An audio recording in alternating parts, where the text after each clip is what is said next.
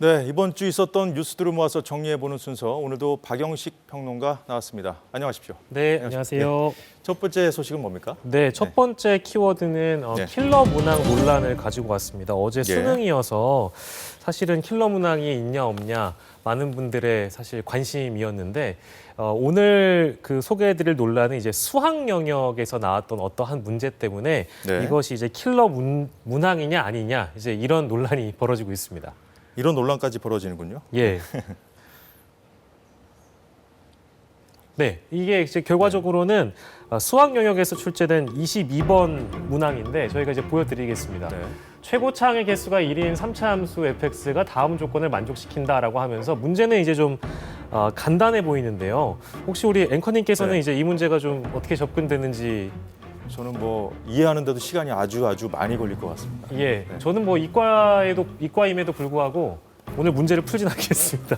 근데 어찌됐든 간에 이제 이 문제가 지금 교육계와 수험생들 사이에서는 뭐 모두 뭔가 변별력을 갖추고 있는 문항이라고 평가를 하고 있는데 이게 킬러 문항이냐 아니냐를 두고는 좀 해석의 차이가 있는 것 같기는 해요. 그러니까 킬러 문항이라고 한다면 교묘하게 뭔가를 좀 이렇게 비틀거나 분명히 어렵긴 한데 변별력을 갖춘 문제를 다들 킬러 문항이라고 규정을 하기 때문에 뭐 어렵기는 맞지만 어려운 건 맞지만 공교육을 거쳤다면 이 문제를 충분히 풀 수 있다라는 의견도 분명히 있어서 그런 의견의 근거는 뭡니까? 그런 의견의 근거는 뭐 실제 공교육만 공부하신 분들도 이 문제를 어쨌든 시간을 들여서 풀면 풀 수 있다라는 거에 근거를 한 것 같아요. 시간이 많이 걸린다는 게 문제라는. 그렇습니다. 네, 그래서 이제 그런 대목들을 좀 소개해 드릴 건데 누리꾼들 역시 의견이 좀 반반인 것 같습니다. 댓글들을 보면 차가운 아이스 아메리카노냐 역전 앞이냐, 그러니까 즉 뭐 무슨 말인지 모르겠다. 킬러 문항이 뭐냐 이제 이런 의미고요.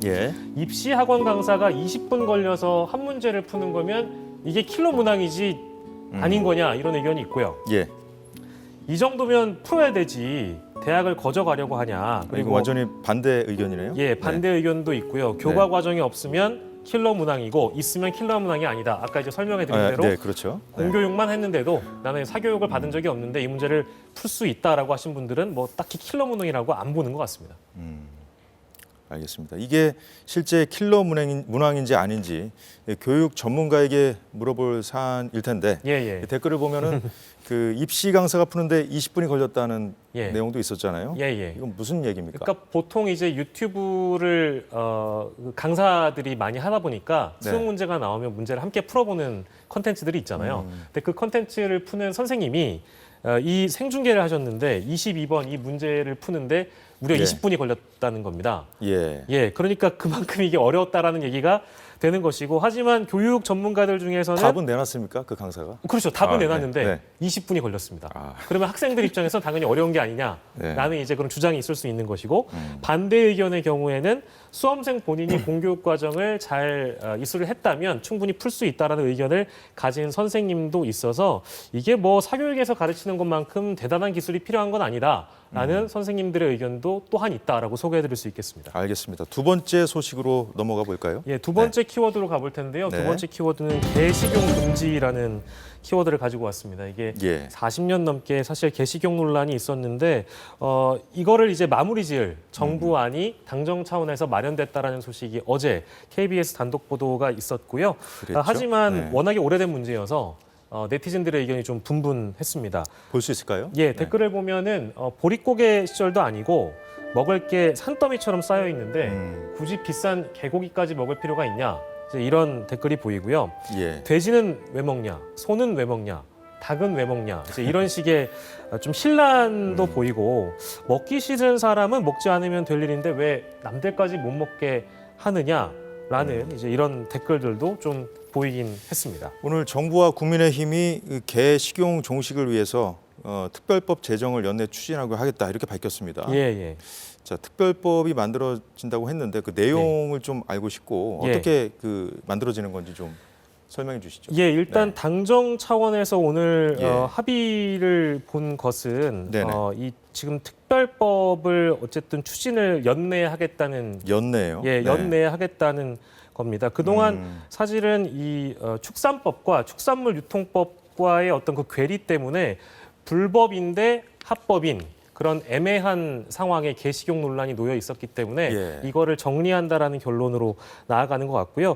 이번 특별법 제정에서는 축산법상 가축에서 개가 제외되는 부분이 또 포함이 된다는 이야기가 있고 특별법이 제정이 되면 예. 식용개 사육이나 도살, 유통, 판매 이런 것들은 다 한꺼번에 금지가 되는 것이기 때문에 시간을 좀 두고 예. 특별법을 추진하고 제정을 하겠습니다만 이 실제 생업에 종사하시는 분들이 많이 계시기 때문에 생업이라면 어떤 식용견 네. 사업에 어쨌든 지금 생업에 네네네. 생업을 두고 식용견 사업을 하고 계신 분들이 있기 때문에 이분들의 어떤 생계도 예. 고려해줘야 되는 거 아니겠느냐 해서 그래서 유예 기간을 좀 그렇습니다. 두는 측면이 3년간의 있겠네요. 유예 기간을 두고 예. 단속은 2027년부터 단속에 들어가는 방향으로 알겠습니다. 논의를 했다고 합니다. 세 번째 소식 살펴보죠. 예, 세 번째 네. 키워드는 반쪽 아킬레스건이라는 키워드를 가지고 왔는데요. 이건 무슨 말입니까, 이거? 이게 이제 네. 아킬레스건을 보통 미국으로부터 우리가 수입을 합니다. 우리가 아킬레스건이라는 부위는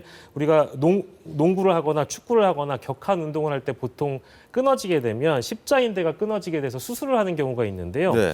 이런 경우에는 사실 기증을 받아야 되는데 우리나라의 경우에는 기증량이 턱없이 적어서 미국으로부터 수입을 하고 있거든요. 수입을 해요. 예, 수입을 하는 과정에서 근데 온전한 상태의 아킬레스건이 아니라 반쪽짜리로 둔갑을 시켜서 실제 병원으로 유통을 시켰고 네. 유통시킨 사례가 굉장히 많습니다. 6,500건이고요. 아, 네, 실제로 이식을 받으신 분들도 많이 계시다고 합니다. 반쪽을요. 예, 그럼 이게 비유적인 표현은 아니네요. 실제로 반쪽입니다. 네. 실제로 그 경찰에서 브리핑한 내용을 보면 예. 온전하게 아킬레스건이 하나가 다 있는 것이 아니고 말 그대로 반쪽짜리여서 반으로 잘라서 두 개를 활용했다고 볼 수 있는데 예. 그래서 뭐 누리꾼들 입장에서는 굉장히 공분하고 있는 상황입니다. 이게 칼만 안 들었지 살인행위라고 지적을 하는 네티즌들도 있고요. 네. 이걸 근데 제일 중요한 거는 수술한 의사들이 이 내용을 몰랐겠느냐라는 반응들이 사실 많이 있습니다. 뭐 전문가들인데 모를 수가 있겠습니까? 저도 이제 같은 네, 의문점인데 네. 이제 그런 것들을 지적하는 네티즌들의 댓글도 보이고 예. 실제로 이거를 이식 받은 분들 입장에서는 온전한 아킬레스건을 받지 않았기 때문에 부작용에 시달리지 않겠느냐라는 그런 우려 섞인 댓글들도 보였습니다. 그렇군요. 네. 마지막 소식 가볼까요? 예, 마지막 네. 소식은 간병비가 막막하다라는 키워드를 가지고 왔습니다. 참 마음 아픈 소방관들이 소식을 보이는 것 같은데. 예, 전해드려야 될 것 같은데요. 예. 지난 9월에 부산의 한 목욕탕에서 화재가 있었습니다. 예. 근데 그 화재를 진압하는 과정에서 폭발 사고가 나서요. 경찰관과 소방관들이 다수가 크게 다치는 일이 있었는데 이 다친 경찰과 이 소방관들이 치료받는 과정에서 국가에서 지급하는 간병비가 턱없이 모자라서 지금 네티즌들 공분을 사고 있는데 네. 예, 전적으로 이걸 나라에서 지원을 해줘야 되지 간병비가 모자라다는 것은 말이 안 된다. 기가 차다라는 지금 지적을 하고 있고 네. 세금을 이럴 때 좀 써라. 어디에 세금을 쓰는 거냐. 그런 지적들이 나오고 있습니다. 그러게 말입니다.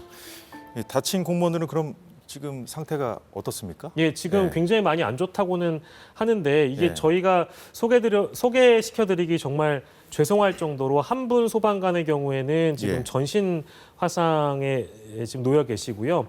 그러니까 경찰관 중에 한 분도 화재 때문에 양손이 이제 붙어 있는 경우가 있는데 예. 소방관 분의 경우에는 지금 전신 화상임에도 불구하고 2달 넘게 입원 치료 중에 있고 예. 간병을 받아야 되는 상황에도 지금 공무원 재보상법에 따라서 최대로 지급되는 것이 55,950원이 하루에 지급을 받을 수 있습니다. 5만 원대. 5만 원대입니다. 근데 보통 턱없이 부족할 것 같아요. 간병인을 쓰게 되면 15만 원 이상은 들거든요, 매일. 그럼 3분의 1 정도밖에 안 되는 거예요. 그렇습니다. 그러니까 네. 이제 자비로 충당을 해야 되는 상황에 놓여 있고요. 지금 전신 화상 입으신 소방관 분의 경우에는 그렇고 예.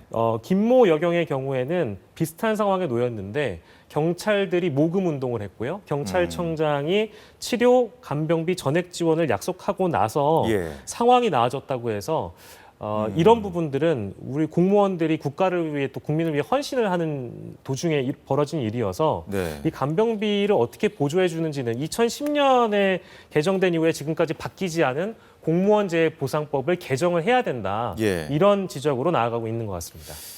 여야가 이런 문제라도 빨리 좀 해결했으면 좋겠습니다. 예. 네. 지금까지 이슈가 있는 금요일 박영식 평론가였습니다. 고맙습니다. 감사합니다.